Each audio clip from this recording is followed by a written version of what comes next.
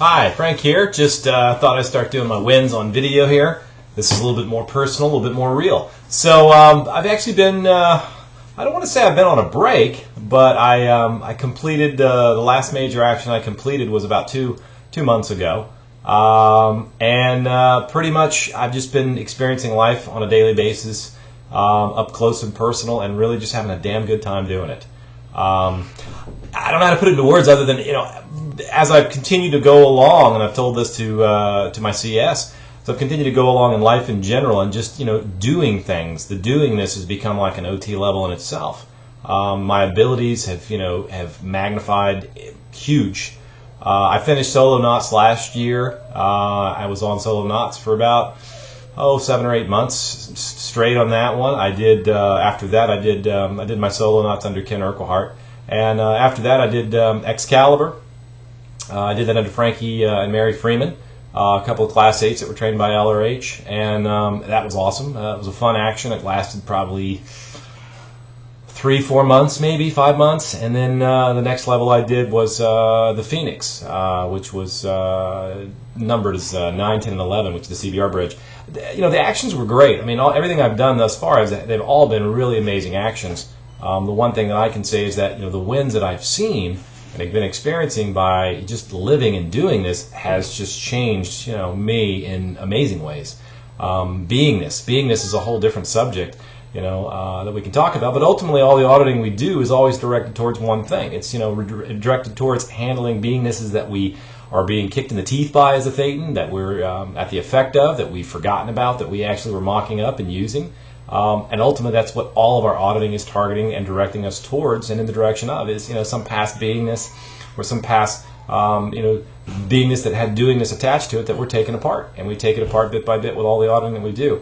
The thing that I've noticed for me that's been so special is that my ability to be any beingness that I need for a situation at hand. Besides my day-to-day activities, I'm now expanded out into other areas, doing things that I haven't done in years, but am enjoying doing them and experiencing them, and I'm not stuck or relegated to just one particular beingness or one particular identity or one particular way of how I'm supposed to do and function and operate. Which to me, well, that's about the best definition of OT that I've ever seen. So if I've hit OT, then there you go. That's what it is. But even that in itself is a beingness that I'm not even really fixated on anymore. It's very interesting. When you're doing the levels, you're making your way along and you're striving towards the next one, and you want to be a certain way and you want to have this goal and you achieve it, and it's great. But now it's like the whole idea of getting stuck or caught up into a beingness of OT or a beingness of OT9 or a beingness of OT12 or OT22 or any of that stuff. It's just not, it's not a concern. It's like, okay, cool, I can be that or not be that if I want to. It doesn't really matter. Yes, I've done the levels that I've done, and I want to do more, and I want to continue to audit, and those are things to audit. But I'm not driven by gotta be certain way, gotta become, OT. And it's really funny because I looked at that, and LRH talked about, what most people are in regards to beingness in many different lectures. But one that always comes to mind for me is, you've got people that are trying to become as opposed to be. And that's really the irony to the whole trip to OT is like we're trying to become OT. And he talks about it, in Creation of Human Ability, he talks about beingness. In particular, it's like beingness is beingness. There's more than one beingness that we could be. There's more than one identity that we could experience, life from. But ultimately, it's not who we are. It's just a beingness that we assume.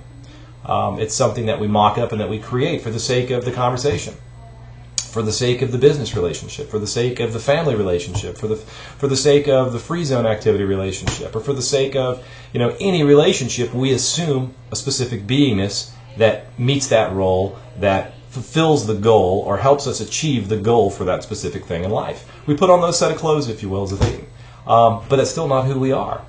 That's the funny thing about it. We just are. I am, you are. There's no more complexity to that, but we try to become OT, and it's like we are truly, OT. It's the beingnesses that we've been struggling with in the past that we're still toting around, and the clothes and the luggage and the baggage and everything that we need to get rid of that we do through our auditing. And anyways, that's just kind of what's been going on with me. I hope you guys are all doing well.